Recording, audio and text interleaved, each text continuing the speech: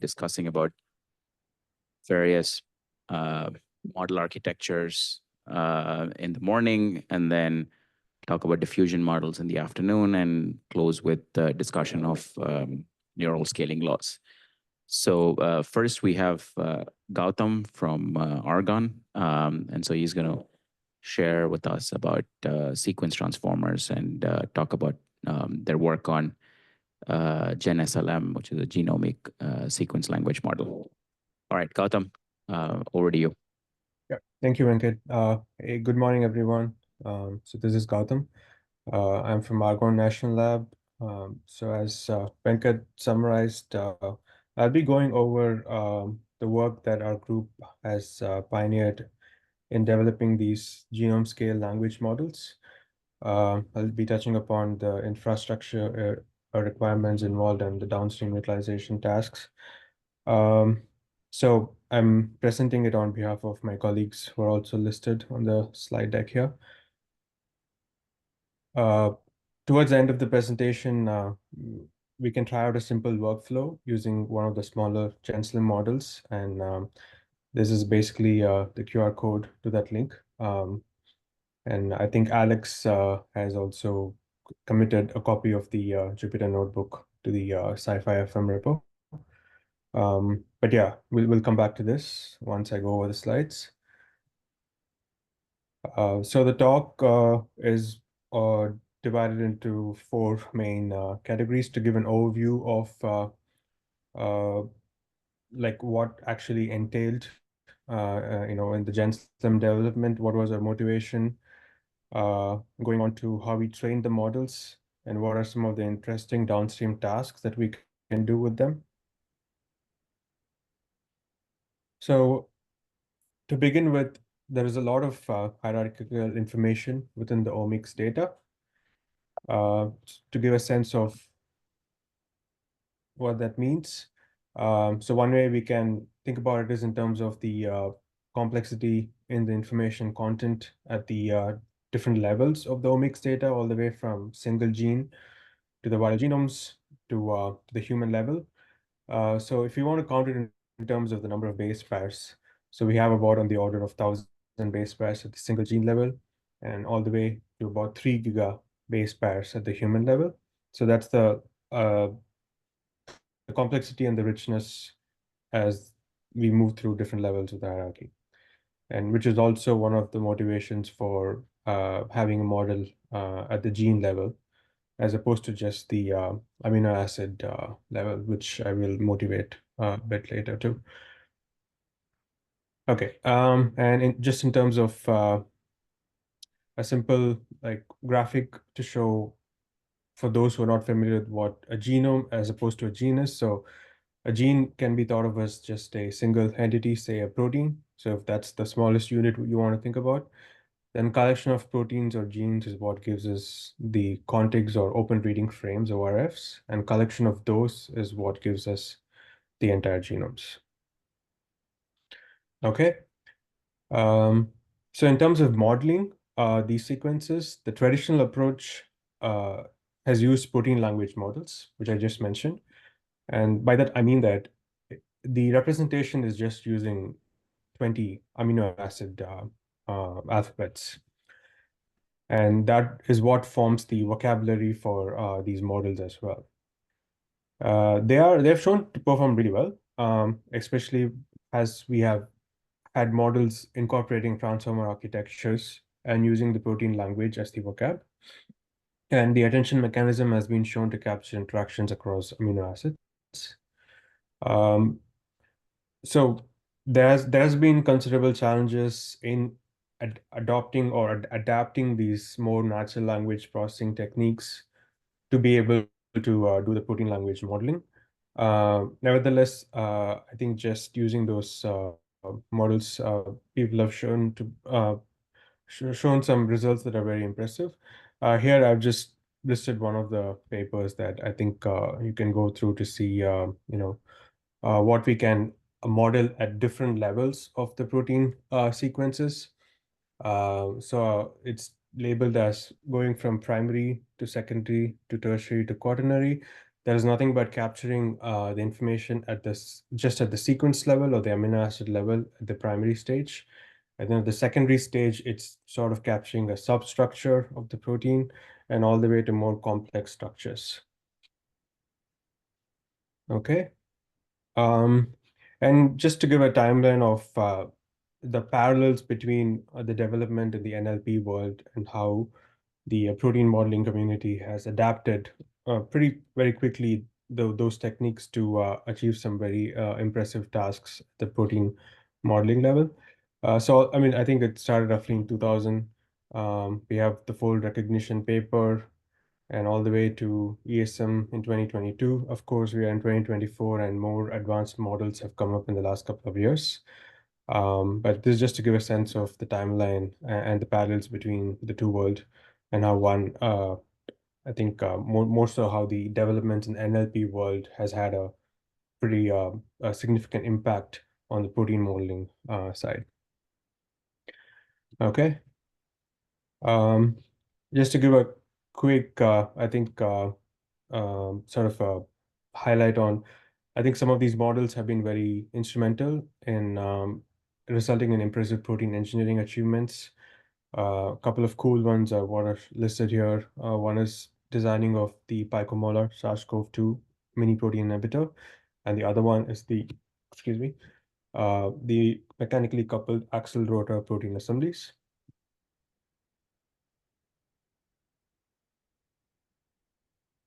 So that gives us a summary of what has been possible and achieved using the just using the amino acid vocab, which is the collection of 20 amino acid tokens, and modeling using transformer-based architectures for the protein sequences. But what that level of representation misses out is that there's no notion of evolution or any other bioinformatic inputs there. That all of that gets sort of compressed or sort of dimensionality reduced in that sense when we talk only in terms of the protein sequences. Therefore, it is also difficult to test if the latent space has any explicit meaning. It makes it harder for us to interpret what the representation's meaning or what the semantic meaning is at the level of the latent space. And there are more, for example, in terms of modeling COVID-2, which I'll show some slides later, how it was vital to capture information at the gene level is all the motivation for us to have gone towards modeling sequences at the gene level, which resulted in the GenSLM models. All right, so a quick overview of what the GenSLM model is. As I said, it stands for Genome Scale Language Models. It's nothing but a decoder transformer architecture, which takes as input the sequences at the codon level. So as you can see, we have the blocks here indicate the tokens, and each token is basically a codon. And so the sequences then are moved through, they traverse through our transformer layers and the attention mechanism, and out comes the where meaningful and interpretable semantic embeddings. I'll show some slides later for a couple of families. In terms of the model suite or zoo, we have models ranging from 25 million all the way to 25 billion. And these models were trained on 110 million sequences that were carefully parsed and curated from the BBBRC dataset. In terms of complexity for the training, these models roughly go on the order of the sequence length squared. So the larger the sequence length that you want to capture, the more compute intensive it becomes to train these models.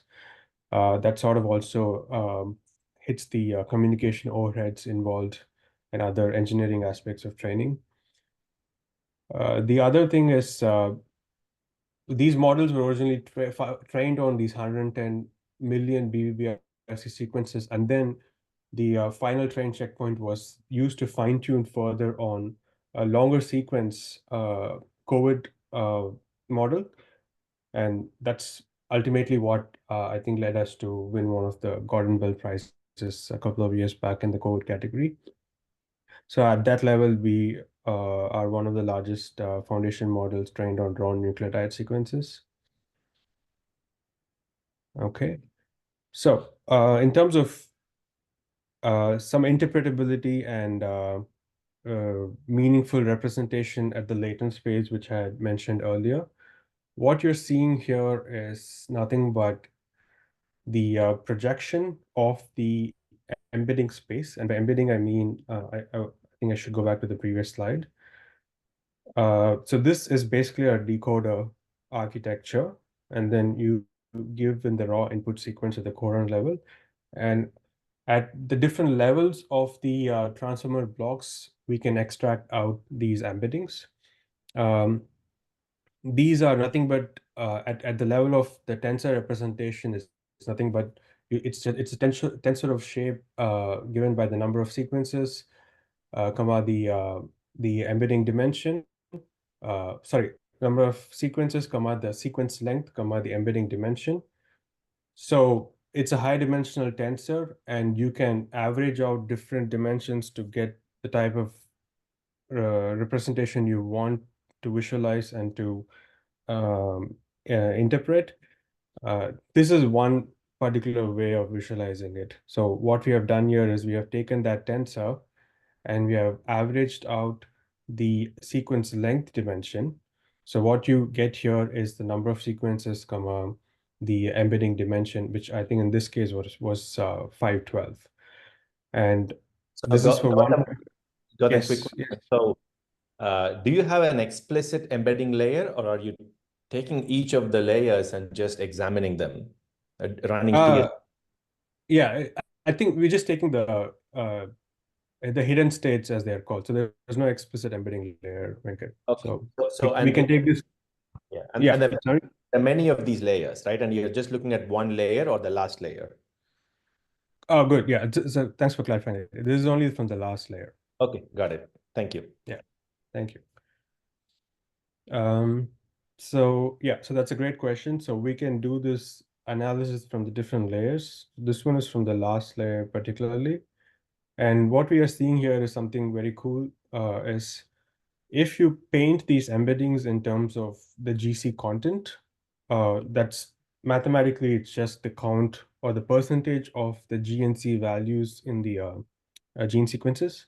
And that value has biological meaning in terms of the environmental survivability of the sequences and so on and so forth. So it's an important metric, though a simple metric. So what we noticed is we are able to capture the gradient in the GC content as we go from small GC values to large GC values, sort of in this direction, right? So that was, we were very excited when we saw this one. Likewise, we were also able to see a similar gradient at the sequence length level. So in terms of the number of the base pairs, if you have that as a sequence length measure, so that's the count. And then you have from small sequence length to large sequence length, you have a nice gradient as well. So this gave us some sort of confidence that these models are able to capture some biological meaning in their representation um, at their at the level of the architecture that we are using. So that said, here just showing that in addition to the sequences that were used for the training, which is shown by the color map at the bottom, the generated sequences, which are shown by the black dots, are also falling at the right places, so as to say this is just a confirmation or a validation that the hallucinated sequences, if you so want to call, as the generated sequences by the model, are still biologically meaningful.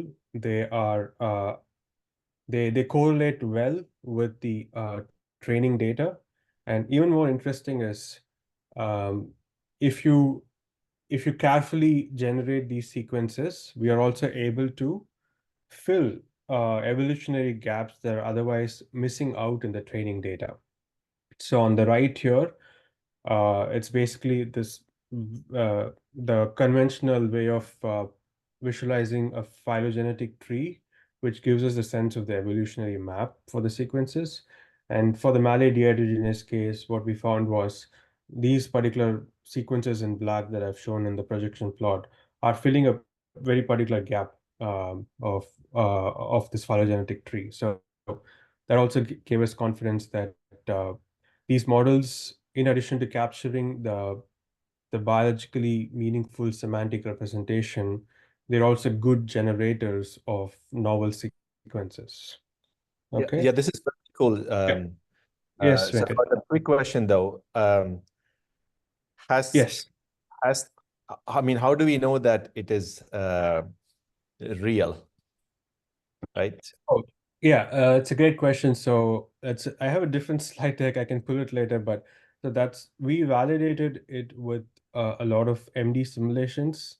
Okay. It's still not real enough. Experiments are the true validation points, right? So we also have experimental validation. That's not part of the slide. So what our experimentalists did was we gave him about the top 96 curated sequences. And what we found was roughly 48 of them had the desired activity. Um, and these are all generated sequences. And the remaining 48 were not so good. So we have that validation as well done. Thank you. Yeah. Thank you. Okay, I think this is one of the very impactful, or informally, I can say a killer plot, I think, which a lot of people liked from this work. So what we are seeing here is those 110 million sequences that were used for the training are all now the validation set from them, so a subset of them uh, are now projected into one of these GenSLM models. And this sequence length and GC content hierarchy and the variation that we saw for the Malay dehydrogenase, we're also able to see it pretty captured well for the most part for all these families of sequences as well. So this is the GC content. So I think let me, I can replay it just so and pause it. So we are capturing sequence length all the way from 60 codons to 2000 codons. So in terms of the number of base pairs, it would be ×3, so 180 to 6000. And we are seeing these nice gradients and islands, even at the GC content level. And more interestingly, what was very cool was that when we take the Malay dehydrogenase family specifically, uh, projecting those sequences into this more comprehensive embedding space, we found that the two different substructures was called within the MDH family were falling in two different pockets of this more comprehensive landscape. That's because the other sequences, other families of sequences that are corresponding to those islands have structures similar to these two different MDH subfamilies. And so that was also very interesting to see. It's just a zoomed in plot to show that there are structural differences between these two families of Malay dehydrogenase sequences. Okay. So moving on to the next slide. So this is the part where I'll talk about the infrastructure that went into training these models. Just to give a sense of, so this is my friend and colleague Kyle, who was one of the main guys who spearheaded this GenSLM effort. So we're just showing the different machines where the model was trained on. So these are HPC class machines. This one is Polaris at Argonne. And then we have the Perlmutter at NERSC, and then back then it was the Selene supercomputer at NVIDIA. Now they have replaced it with EOS, which is something we might get access to soon as well for our upcoming Gordon Bell submission. Okay, so in terms of the software stack, we primarily relied on using the transformer library, training within PyTorch Lightning, and acceleration in terms of model sharding, optimizer, and gradient sharding, etc., using the DeepSpeed library. We have come quite far from this stack also for more performant training. So more recently, we have a pure Megatron DeepSpeed based training where we are seeing some really amazing performance numbers, hence faster time to train or time to solution. But this was the original stack for the GenSLM model training. And to just give a quick overview of how easy it is to just take one of the smaller models from GenSLM as a user, and if you want to like add your own sequences and to see how the embedding looks is very straightforward. We'll show that in the demo as well. So once you install the GenSLM library from the repo, you load one of the models, 25 million model. You can give your own gene sequences. And then once you do all the massaging to get the data set and data loader objects, you just do a loop through them, and then you get the embeddings out, right? So this is basically what we'll show in the demo too. All right, so in terms of just quickly, what went into, what was the effort in terms of the resources and etc. very quickly. These were trained, these models all the way from 25 million to 2.5 billion and 25 billion. They were trained up to 4,096 GPUs on the Selene supercomputer. Of course, our more recent Gordon Bell submission, which got selected as a finalist, we were able to go on all of Leonardo, and which is the Italian supercomputer.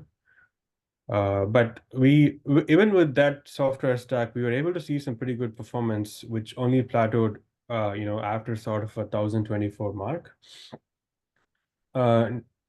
And in terms of the flops, that performance numbers that went into the training, we saw peak performance of 850 petaflops and an aggregated achieved performance number of 1.63 zetaflops, and all in mixed precision.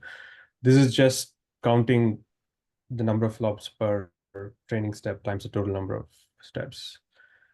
Okay, so don't want to bore you all more than that on that. Also, some of the training was done on the sort of the AI testbed we have at the Argonne Leadership Computing Facility. We have Hey, the Cerebrus, the CS. Yeah.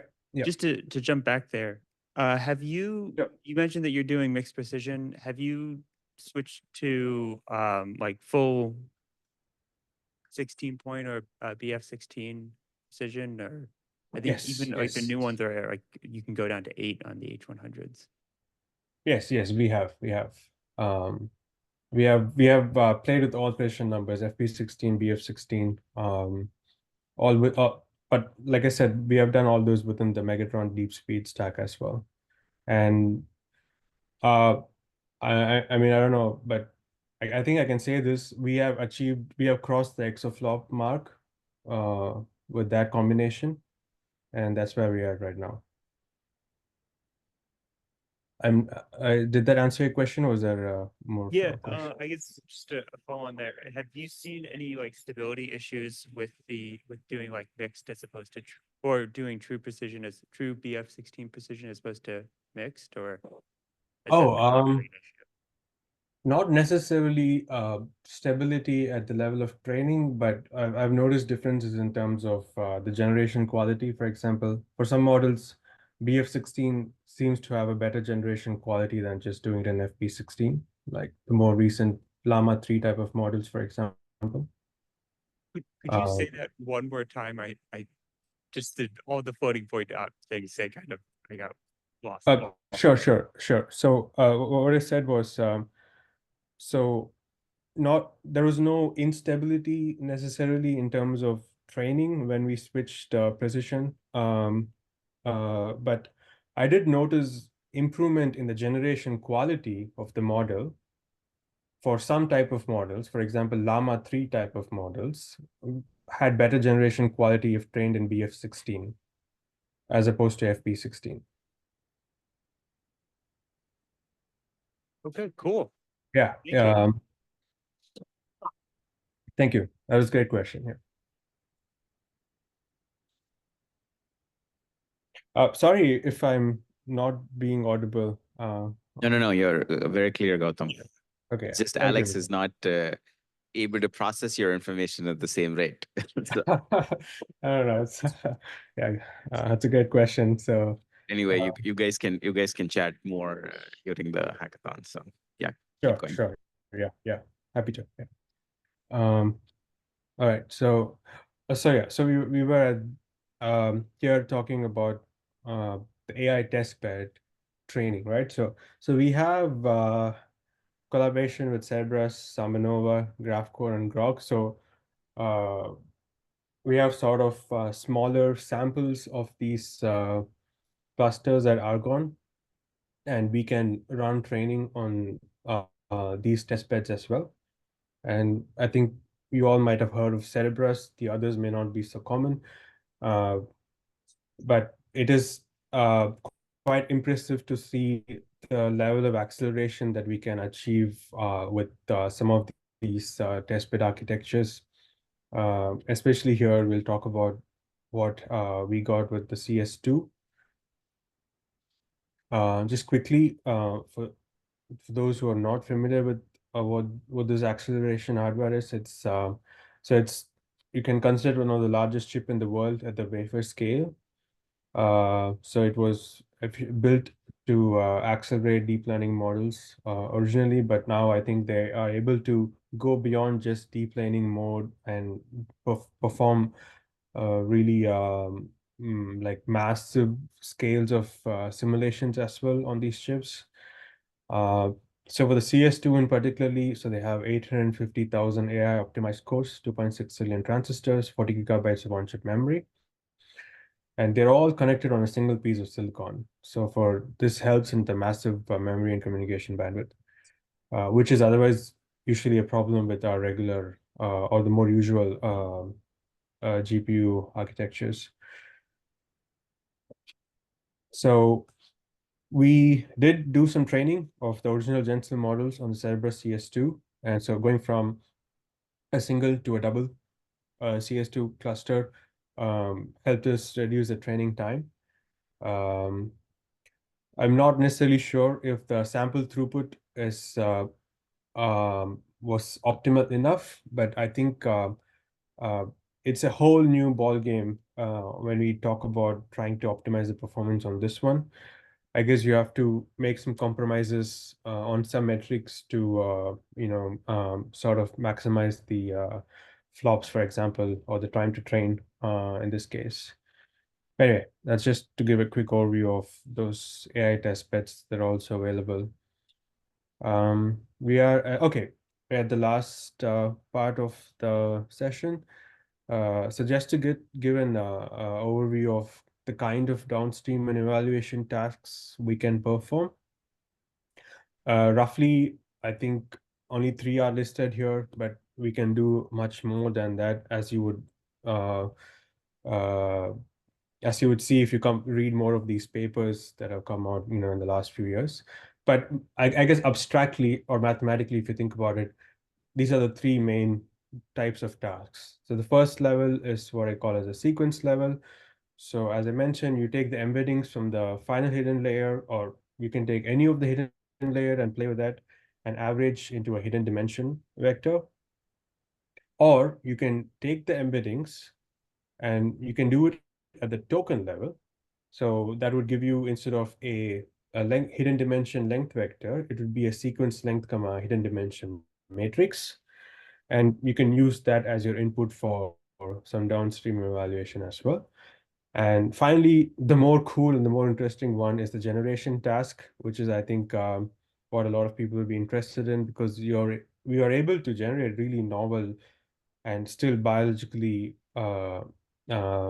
valid sequences that you can go test in the laboratory and show that they have better activity than what an average natural or a wild type sequence displays. So okay, and I think with that we can probably, do we have time or should we just jump to the demonstration? Okay. No. We have time. Just yeah, keep keep going. Okay, sure. So so the next few slides, this is, I think, the sort of the most highlighting application for GenSLM, which eventually got us the COVID Gordon Bell, was to show that these architectures, that sort of infrastructure with the training and capturing the long sequence context, because these sequences were on average 32,000 sequence length. So these are much longer than an average family that was seen in the BVBRC dataset. But nevertheless, so you take a training checkpoint from the BVBRC training, and then you fine tune it on the COVID sequences. And what we saw was this very like, I think it's a really amazing representation that's captured by these models in terms of the COVID variants. So what we are seeing here in terms of the alphabets are the different variants that were taken into account. And the different islands you're seeing is with respect to those variants. So implicitly, the model has captured the similarities and the dissimilarities between these different variants, and it has encoded them at the level of the embedding representation. So that's the takeaway from this. And more interestingly, the distance in these embedding space can not only classify the different variants of interest, but the distance also correlates with the variant identification. By that, I think it just simply means that if you're able to just traverse in this space, you're able to meaningfully go from one variant to the other. And the model was able to capture that. And so for more bioinformatic type of Gautham, analysis. question. Yes. First of all, the context to this question is, one of the things we want to answer over these weeks is how useful are these models, right? So, and obviously I'm not a biologist. I've not thought about biology in 30, 25 years. Sure. So forgive me if this question is naive.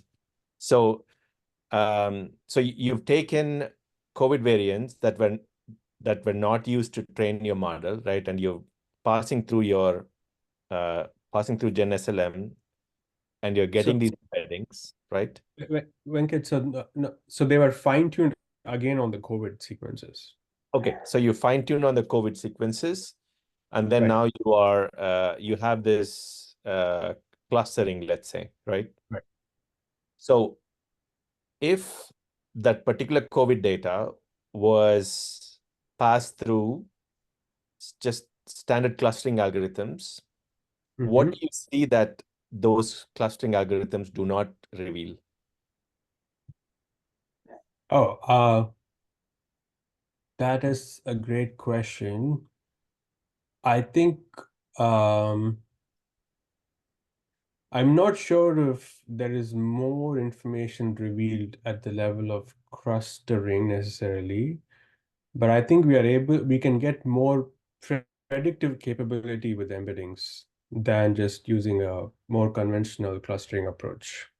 And what do you mean by predictive capability? Like I think it's not in the slide deck, but we were able to show that if you can do sort of even nowcasting in terms of the variance. So if you take a time series map of the variance, and if you trained a model only up to a certain timestamp, and then you let it generate after that, it was able to predict variance that came afterwards. Yeah, that's very cool. Yeah, so the background to this question is there is I think justifiably there is some apprehension to foundation models that, these are just too broad and shallow, right? Compared to deeper and narrow things. So it is very important to truly highlight the value proposition, not just in terms of the domain, but more to a general audience. So anyway, it's something we'll work on, but yeah, I think I understood what you said about the nowcasting and the prediction with time. I think that's a cool thing. No, thank you for asking that. I think I should have included that here. But yeah, so yeah, as Venkat very rightly described, just taking a foundation model off the shelf may not necessarily have any value for a user, but as a user, if you can carefully think about what your uh, tasks are, and if you can adapt these models to your particular data sets, and then I think they add value. So yeah, thank you, Venkat. That was a very excellent clarifying question. So here, I think we can skip this, but this is just to show something similar to what I just described as. So some of the generated sequences were able to fill the phylogenetic map of the SARS-CoV-2 variants. Like here, you see the Omicron, and then here is the Delta, and there was the Alpha variant, and so on and so forth. And I think the slide deck does not have the time series plot, but we can update it and share it later too. All right, so I think we are at the stage where we can try out the workflow if unless there are any questions. Yeah, go ahead. Thank you. So if you can scan the QR code or click on the link, or I think Alex has committed the Jupyter notebook to the repo. It's on yeah. the summer school GitHub. Okay, sure.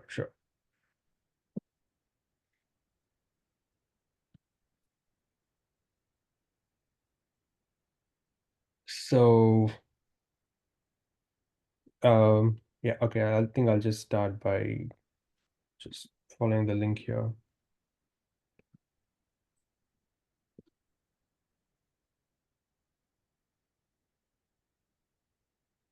All right, so it's a very simple demonstration, but I think it's a cool one. It sort of captures the essence of what we can do. The task here is to take the embeddings for a given set of gene sequences and use them as predictors for the DNA melting point. The DNA melting point, as per Wikipedia, the definition is nothing but the temperature at which half of the DNA strands are in the random coil or single-stranded state. And then DNA, when in a state where its two strands are dissociated, is referred to as having been denatured by the high temperature, right? So it's that simple definition. And in this notebook, we will take the 25 million parameter GenSLM model to generate embeddings for sequences and use a downstream task to take the embeddings and predict the melting point. It's something you can adapt to other bioinformatic tasks of interest. And in this particular case, it's a regression problem. And so, yeah, we can do other classification problems too. So we can go ahead and install GenSLM using that link to the repo.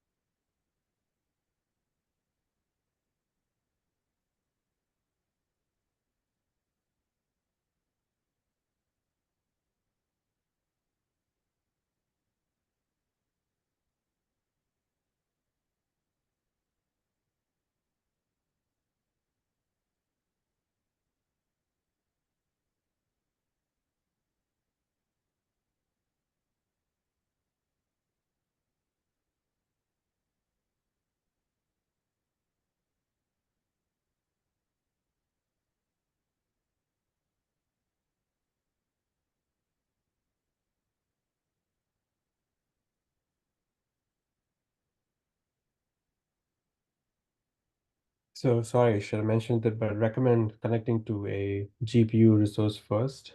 I think even as a free user, you get access to a T4 GPU. And if you have a subscription, you can even get a A100, which might be better for more involved models. But I think for the 25 million model, T4 is fine.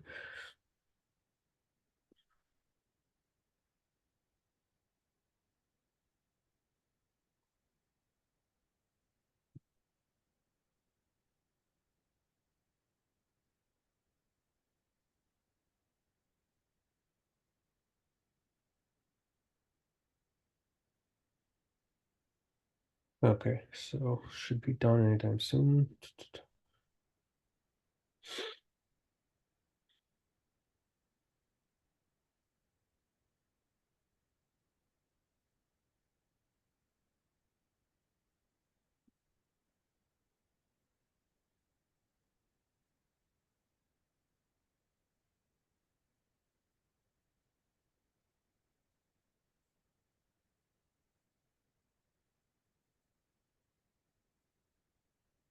All right.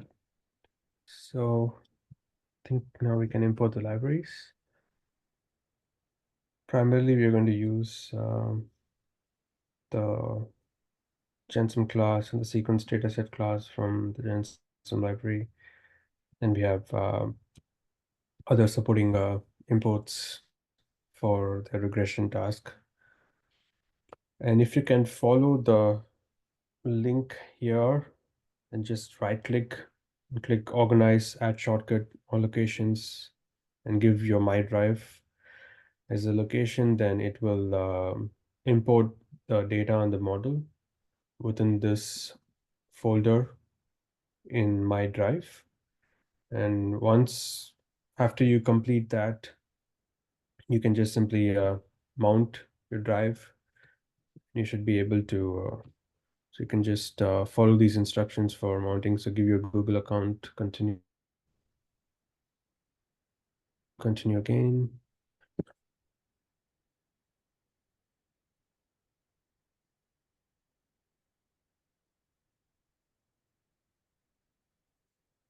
All right, so I have already mounted the data on the model, so I can proceed to the next step.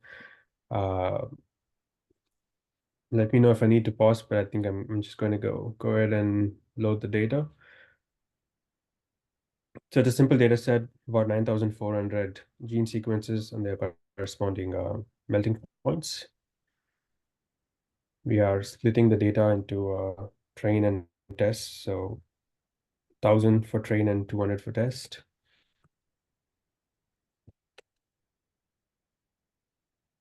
So this is the snapshot that I showed earlier in one of the slides. So you can instantiate the model, that the model is it's saved in that folder within the drive. So we're just instantiating a 25 million model in eval mode, and we are sending it to the device, in this case, the T4 GPU. These are just some random gene sequences that we have. Using the sequence dataset class, you pass in the sequences, the sequence length, and then the model.tokenizer, and then out comes the example dataset object. And then you're just using the torch data loader function to convert the dataset in the data loader. And then once you have that, all you're doing in eval mode is looping through the batches in the data loader. And in our case, what we will get is, since the sequence dataset class basically takes in the sequences, does a forward pass through the model. So each batch will have the input IDs and the attention mask that are an output for the model forward pass. And that's what these show. And then you're sending them both also explicitly to the device, and you're making sure you're getting the hidden states also as outputs. And this is done for every batch within the data loader. And once you get the outputs, you're taking the last hidden state, as we clarified, just detaching it, sending it to the CPU, converting into a NumPy array, and then you are averaging out that middle dimension, which is our sequence length dimension, and then you're just appending them, and out comes your embeddings. So in this case, it's just 2 sequences. So when you do that, the embeddings array is of size 2, 512, and 512 is our embedding dimension. All right, so let's do that for the train data set.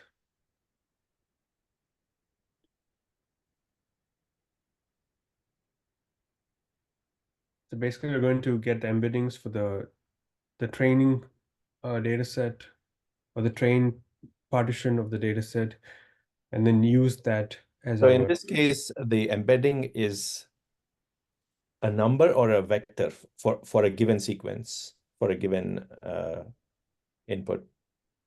So the embedding for a given input, so for a given sequence is a vector, How many dimensions is it? 512. 512.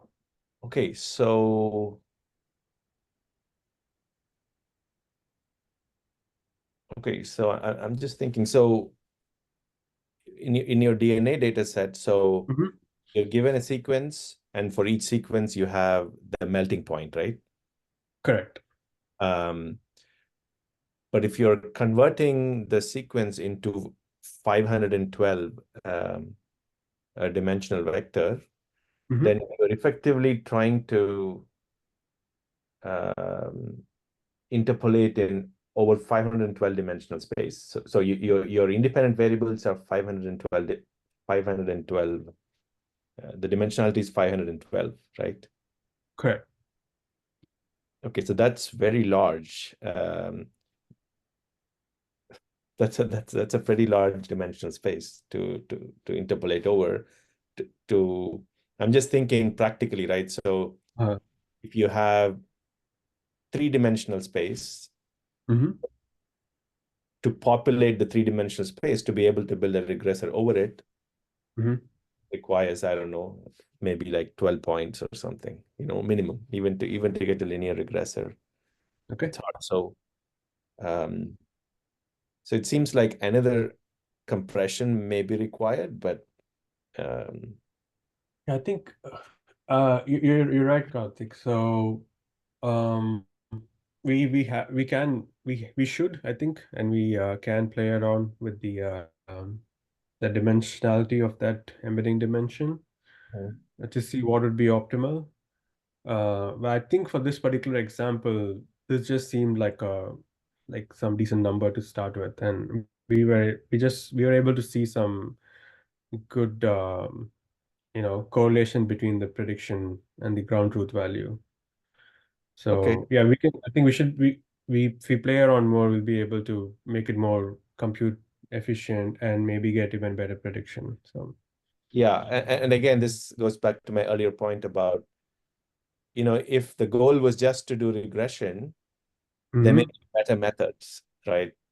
So Right. I'm playing devil's advocate here. I mean, I'm all for foundation models, but I'm just thinking, if this is presented as a use case, people may be able to take sequences and convert them into a much lower dimensional input space so that you can build very good regressors over that input space. But it may be possible to take your embeddings and then do some other compression to reduce that too. But Right. No, you're absolutely right. So yeah, I mean, we should not, I think, market this as only for this particular task, but I think this is one of the tasks we can do, or like you said, this can aid, this can be a step in the bigger regressor workflow also. So no, I absolutely agree. So personally, I think the more powerful use for these foundation models or the fine-tuned models is at the level of generation. But I think if we can show on more of a more like a landscape that captures adequately very diverse sequences in nature, And on all of the families on average, if we are still doing a better regression than any of the existing models, then I think that is also cool. So I think that's probably where this whole regression task idea even started. But yeah, so yeah, I totally agree with what you were describing. Yeah, on the same note, just like people are showing in-context learning capabilities, and I know SLM is probably not ready for those. Who knows, right? Maybe if prompting and stuff is possible, there may be also some in-context capabilities for regression in the future. Yeah, totally. Yeah. Like one thing I think I should probably not steal Alex's thunder is or Oh, I maybe would. Arvind can talk about it more, is we have the next version of GenSLM almost ready. So on some secondary structure predictions, they have shown it to sort of outperform ESM2. So that's also something that's I think might come out soon. So but I will leave that to Arvind to disclose more.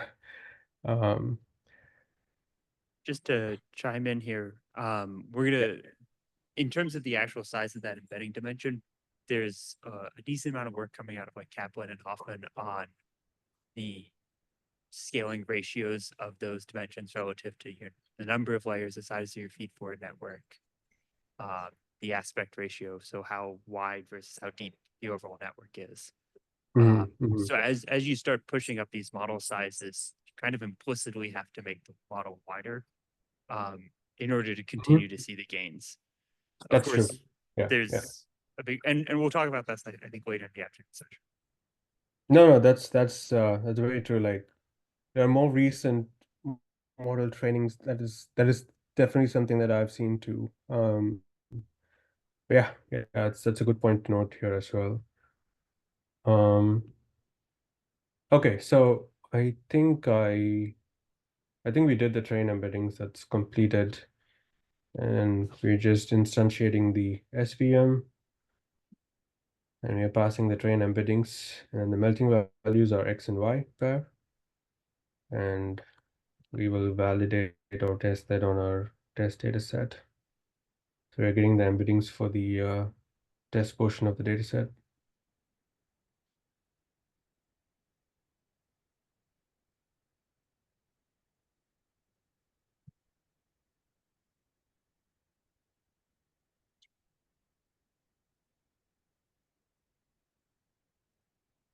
And yeah, so yeah, I think there's a pretty good correlation between the ground truth melting point and the predicted melting point. The R2 score is about 0.96 for the test set. And I guess I will leave it there. If that concludes the demo and there are no further questions, I think I've also reached the end of my time. So over to you, Ankit. All right. Thank you. Thank you very much, Gautam. Thank you. Yeah. All right. So we'll take a 5-minute break and then Zongi will hand it over to you. Is Robert also online?